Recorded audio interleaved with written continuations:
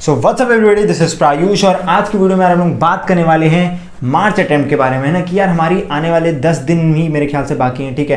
तो उसमें यार हमारी क्या स्ट्रेटेजी होनी चाहिए ताकि यार हम अपना स्कोर बूस्ट कर सकें, ठीक है। तो यार मैंने जो लास्ट वीडियो बनाई थी इस टॉपिक पर, मैंने उसमें एक चीज़ कही थी यार कि आपको इंट्रोस्पेक्शन करना है ना। ये सबसे इंपॉर्टेंट चीज़ थी यार कि हम अपनी गलतियों को एनालाइज करें, अपने वीक चैप्टर्स, अपने वीक टॉपिक्स को एनालाइज करें और उसके बाद अपनी खुद की स्ट्रेटेजी बनाएं। और मैं उम्मीद करता हूँ यार आप में से मैक्सिमम ने यही चीज़ें की होंगी। इस वीडियो में यार मैं आपको कुछ बेसिकली पॉइंट्स बताऊंगा जो अपनी आप स्ट्रेटेजी में अगर इनकलकेट करोगे तो आपको मे भी बहुत बढ़िया बेनिफिट हो सकता है ना। तो आपको डिसाइड करना यार कौन से पॉइंट आपके लिए बेनिफिशियल रहेंगे, कौन से नहीं रहेंगे, ठीक है। मैंने स्टूडेंट्स को बेसिकली 4 ब्रॉड कैटेगरी में डिवाइड कर रखा है। पहले यार वो जिनके लेस देन 50 मार्क्स हैं, ठीक है। दूसरी कैटेगरी वो जिनके 50 to 100 के बीच में मार्क्स हैं। तीसरी कैटेगरी यार अपनी वो जिनकी 100 to 150 मार्क्स हैं। और अपनी चौथी कैटेगरी यार वो है जिसके 150 to 200 मार्क्स हैं, ठीक है। आप अपनी रिस्पेक्टिव कैटेगरी के लिए जो मैंने पॉइंट्स बनाया वो जरूर देख लेना, ठीक है। टाइम स्टैम्प मैंने सारे नीचे डिस्क्रिप्शन में डाल रखे हैं, वहां से जाके आप स्किप कर सकते हो अपनी रिस्पेक्टिव कैटेगरी पे, ठीक है। So with that being said, now let's get started. Sir जो अपनी पहली कैटेगरी आती है यार वो आती है वो स्टूडेंट्स हैं जिनके लेस देन 50 मार्क्स हैं। तो यार देखो ऑनेस्टली बोलूंगा, आपको कोई फेक होप नहीं दूंगा कि भाई आप फोड़ दोगे, ये कर दोगे, ठीक है। यार देखो आप लोगों का लिटरली कह रहा हूँ प्रिपरेशन बहुत कम है, ठीक है। तो आप लोगों को यार पहली चीज़ इंपॉर्टेंट जो आपको करनी है, ठीक है, सारे एक ईजी टॉपिक की लिस्ट बनानी है, ठीक है, जो ईजी एंड स्कोरिंग टॉपिक होते हैं, ठीक है। आप इस साल के ट्रेंड एनालिसिस देख सकते हो, ठीक है। और उसके बाद यार आपको डिसाइड करना है वो सारे टॉपिक्स, वो सारे चैप्टर्स जो एकदम आसान है, जो आप आने वाले 10 दिनों में मतलब एक दिन में 2-3 चैप्टर ऐसे से कर सकते हो। तो उन चैप्टर्स को आपको टारगेट करना है। आपको सिंपली क्या करना है यार, यूट्यूब पे कोई वीडियो देखो और उसके बाद PYQ लगा लो, है ना। अगर आप इतना भी करके जाते हो तो एटलीस्ट आप 80 to 90 की रेंज में तो पहुंच जाओगे, जहां पे आप क्वालिफाई तो हो जाओगे एग्जाम, है ना, जो कि बहुत इंपॉर्टेंट होता है और वो आपका कॉन्फिडेंस बढ़ाएगा, ठीक है। आपका यार मेन टारगेट होना चाहिए मई अटेम्प्ट, ठीक है। आपको मई अटेम्प्ट में अच्छा करना है और मार्च अटेम्प्ट में आप बस ये अपना बेस्ट दे दो, है ना। ऐसा नहीं कि मार्च अटेम्प्ट हम ऐसी है मजे में देकर आ रहे हैं, ये चीज़ नहीं करनी है ना। मार्च अटेम्प्ट में भी हमें अपना बेस्ट देना है और टारगेट मेन हमारा जो होगा वो होगा मई अटेम्प्ट, ठीक है। तो वही सिंपल चीज़ यार, आपको एक चीज़ पे ध्यान देना है कि भाई हम कम से कम 80 to 90 ले आएँ मार्च वाले अटेम्प्ट में, ताकि हमारा इतना कॉन्फिडेंस बिल्ड हो जाए कि भाई हम क्वालिफाई तो एटलीस्ट हो गए हैं, है ना। और ज़्यादा मतलब यार ऐसी एक्सपेक्टेशन मत रखो कि यार आपके 50 से कम आ रहे हैं तो आप 200 कर दोगे, ठीक है। इतना नहीं होने वाला, ठीक है। ऑनेस्टली बोल रहा हूँ, ये चीज़ मैं आपको एज अ बड़ा भाई कह रहा हूँ, ठीक है। आपको अपने रियलिस्टिक टारगेट रखने होंगे, ठीक है। ऐसा नहीं कि आप अचानक से 200 पे पहुँच जाओगे, हाँ धीरे धीरे करके आप आगे बढ़ सकते हो, ठीक है। तो यार सिंपल चीज़ अपने को ये रखनी है, स्कोरिंग टॉपिक्स पर फोकस करना है और अपने मार्च वाले अटेम्प्ट में एटलीस्ट ये ट्राई करना है कि हम यार 80 to 90 मार्क्स लेकर आ रहे हूँ। और एक चीज़ और, कमेंट सेक्शन में नीचे ज़रूर बताना यार आप कितना एक्सपेक्ट कर रहे हो अपना मार्च अटेम्प्ट में, कितने लाने की सोच रहे हो, ठीक है। तो फाइनली यार अपनी दूसरी कैटेगरी पर चलते हैं, उन स्टूडेंट्स के यार जिनके आए हैं 50 से लेके 100 के बीच में, ठीक है। तो यार आप लोग भी मतलब बहुत अच्छी कंडीशन नहीं है, ठीक है। ऑनेस्टली बोल रहा हूँ, ठीक है। आप लोगों को क्या फोकस करना है, हमें ये फोकस करना है कि हम कोई भी स्कोरिंग और इजी टॉपिक ना छोड़ के जा रहे हो, ठीक है। मतलब एक इंपॉर्टेंट चीज़ जो मैं आपको बता दे रहा हूँ जो हर कैटेगरी के स्टूडेंट को करनी है यार, वो ये है कि आप फिजिक्स में कोई भी चैप्टर छोड़ रहे हो तो उसके फॉर्मूला जरूर करके जाओ, क्योंकि इस साल फैब अटेम्प्ट में बहुत सारे क्वेश्चन डायरेक्ट फॉर्मूला बेस्ड आए थे। तो मेक श्योर यार हम हर चैप्टर के फिजिक्स के फॉर्मूला तो एटलीस्ट करके जा रहे हो, ठीक है, ताकि जो अपने फॉर्मूला बेस्ड क्वेश्चन है वो निकल जाए, ठीक है। मुझे बहुत सारे स्टूडेंट ने बाद में फीडबैक दिया था कि भैया हम पछता रहे हैं कि हम फॉर्मूला छोड़ के चले गए थे, ठीक है। तो आपको ये चीज़ नहीं करनी है, ठीक है। ये कैटेगरी 1 के लिए भी लागू, मतलब सारी कैटेगरीज के लिए ये चीज़ बहुत इंपॉर्टेंट है, ठीक है। इस साल का पेपर रिलेटिवली फिजिक्स बहुत आसान आई है, ठीक है। कुछ शिफ्ट में थोड़ी मीडियम लेवल की थी, वरना तो फिजिक्स में आसान क्वेश्चन भी पूछे गए फॉर्मूला बेस्ड, ठीक है। तो मेक श्योर यार हम सारे फॉर्मूलाज अच्छे से करके जा रहे हो फिजिक्स में, ठीक है। केमिस्ट्री में आप यार ये कर सकते हो कि थोड़ा बहुत आप NCERT पूरी इनऑर्गेनिक से ही आई थी, है ना, पर डीप में आई थी। तो प्लीज़ मेक श्योर हम NCERT अच्छे से पढ़ के जा रहे हो।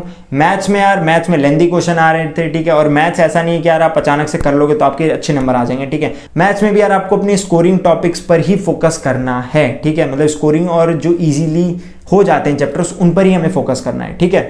तो यार देखो आप लोगों को टारगेट यार ये रखना है कि हम अपने अगले अटेम्प्ट में एटलीस्ट 150 तक पहुंच रहे हो, ठीक है। मतलब अगर आपके 80 to 90 आ रहे हैं तो आप ट्राई करो 130, 40, 50 तक हम पहुंच रहे हो, ठीक है। अगर आपके 50 to 60 आए थे तो आप ट्राई करो कि हम 120, 130 तक एटलीस्ट मार्च अटेम्प्ट पे हम लोग कर रहे हो, ठीक है। ट्राई करना है 3 से 4 मॉक टेस्ट देने की, ठीक है, क्योंकि यार मॉक टेस्ट बहुत इंपॉर्टेंट होता है ना। एग्जाम टेम्परामेंट आपका कहाँ से बिल्ड होगा, मॉक टेस्ट से होगा। तो प्लीज़ मेक श्योर हम मॉक टेस्ट जरूर देकर जा रहे हो, ठीक है। 3-4 मॉक टेस्ट दे के चले जाना अगर आप इस कैटेगरी में लाया करते हो, ठीक है। तो फाइनली यार अपनी तीसरी कैटेगरी आती है यार जो कि है वो सारे स्टूडेंट्स जिनके आए हैं 100 से 150 के बीच में, ठीक है। अब यार इसमें बहुत सारे ऐसे स्टूडेंट्स होते हैं जिनका सिलेबस अच्छा खासा हो रखा होता है, बट उनके अंदर एग्जाम टेम्परमेंट की कमी होती है, ठीक है। जैसे मैं ही एक स्टूडेंट को जानता हूँ, ठीक है, मेरा जूनियर ही है स्कूल का, ठीक है। उस बंदे के 130 नंबर आए, ठीक है, उसका सिलेबस पूरा अच्छे से हो रखा है, बट वही एग्जाम टेम्परमेंट उतना अच्छा नहीं बिल्ड था। तो वही चीज़ यार, अगर आप ऐसे स्टूडेंट हो, है ना, जिसकी प्रिपरेशन अच्छे लेवल की है बट वही एग्जाम टेम्परमेंट नहीं बिल्ड है, तो यार आपको एक ही काम करना है, दबा के मॉक टेस्ट देने हैं, ठीक है। आप डेली बेसिस पे भी दे सकते हो, अल्टरनेटिव डेज पे भी दे सकते हो, डिपेंडिंग अपॉन आपको क्या चीज़ ज़्यादा सुटेबल लगती है, ठीक है। ऑनेस्टली बोलूँ, मैंने तो यार जैसे डेली बेसिस पे मॉक टेस्ट दिए थे। अगर आपको लगता है, अगर आप कॉन्फिडेंट हो कि नहीं भाई मेरा सिलेबस हो गया है, अब मुझे केवल ज़्यादा प्रैक्टिस की ज़रूरत है, तो आप डेली बेसिस पे मॉक टेस्ट दे सकते हो। अगर आपको लगता है नहीं भाई मुझे थोड़े बहुत चैप्टर्स हैं, थोड़े बहुत टॉपिक्स हैं जो कवर अप करने हैं, तो आप अल्टरनेटिव डेज पे दे सकते हो, ठीक है। एटलीस्ट 5 मॉक टेस्ट आप दे के जाना, एग्जाम टेम्परमेंट बिल्ड होगा, आपका कॉन्फिडेंस आएगा और आप और अच्छा परफॉर्म कर पाओगे, ठीक है। तो आपको टारगेट यार ये रखना है कि हम अगले अटेम्प्ट में 180 तक पहुंच रहे हो, क्योंकि यार देखो 180 समथिंग लाइक कि शायद वहां पे आपकी 99 परसेंटाइल आ जाएगी, शायद क्या हो सके आ भी जाए, ठीक है। तो 180 170 तक हम पहुंचने की कोशिश कर रहे हो मार्च अटेम्प्ट में। एक इंपॉर्टेंट चीज़ यार जो है कि कोई भी चैप्टर जो स्कोरिंग है वो हमें नहीं छोड़ के जाना है, ठीक है। जैसे मैं उसी जूनियर की बात बताता हूँ, उसने 2-3 स्कोरिंग चैप्टर छोड़ के चला गया था वो, तो यार वो गलती मत करना, ठीक है। केमिस्ट्री में इनऑर्गेनिक अच्छे से, ठीक है। फिजिक्स में अपने जितने भी जे में स्पेसिफिक टॉपिक है वो सारे हम अच्छे से करके जा रहे हो, प्लस जितने भी चैप्टर के फॉर्मूलाज हैं वो सब हम करके जा रहे हो, ठीक है। मैथ्स थोड़ी लेंदी आ रही है, तो मैथ्स में हम ईजी स्कोरिंग चैप्टर्स को ही फोकस करें। तो जो फाइनली अपने चौथे कैटेगरी के स्टूडेंट आते हैं, वो बंदे हैं जिनके मार्क्स आए 150 से 200 के बीच में, ठीक है। तो यार आपके हो सके 99 परसेंटाइल भी आ जाए, क्योंकि लास्ट ईयर देखो मैं आपको बताता हूँ जैन में, ठीक है, 2020 में कुछ शिफ्ट में 155 नंबर पे भी 99 परसेंटाइल बनी थी, ठीक है। तो हो सके यार आपकी 99 परसेंटाइल भी आ सकती है। और इनकेस यार देखो आप बहुत सेफ पोजीशन में हो ना, 98 तो आपकी बनी जाएगी, है ना। और मतलब अभी तक जो ट्रेंड रहा है उसके हिसाब से 98 97.5 से तो ऊपर आप आ ही जाओगे, ठीक है। तो अगर आप एक ऐसे बंदे हो जिसे केवल आईआईटी का टैग चाहिए, नहीं भाई मुझे आईआईटी जाना है, ब्रांच उतनी मैटर नहीं करती, तो यार आप एडवांस की तैयारी अब शुरू कर दो, है ना। मुझे क्वेरीज बहुत सारे स्टूडेंट ने थी, किसी के यार 165 आ रहे थे, किसी के 170 आ रहे थे कि यार भैया क्या अब हम एडवांस की तैयारी डायरेक्टली शुरू कर दें।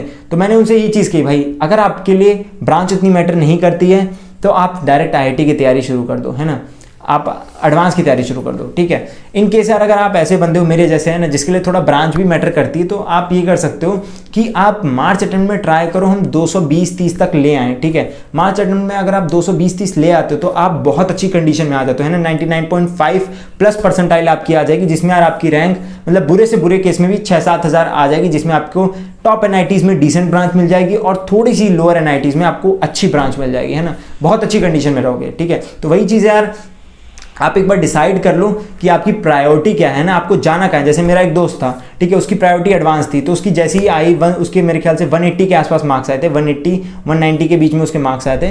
तो उसने उसके बाद फर्स्ट अटेम्प्ट के बाद सीधा एडवांस की तैयारी कर दी शुरू, ठीक है। उसके मेंस में कम नंबर, मेंस में उसकी 7,000 रैंक आई थी, बट एडवांस में उसकी 2,000 रैंक आई थी। तो वही चीज़ है यार, अगर अभी से जो बंदा तैयारी शुरू कर देगा ना एडवांस की, वो बहुत अच्छी कंडीशन में पहुंच जाता है एंड तक, ठीक है। तो वही आपकी प्रायोरिटी जो है उस हिसाब से चीज़ें आप डिसाइड कर लो, ठीक है।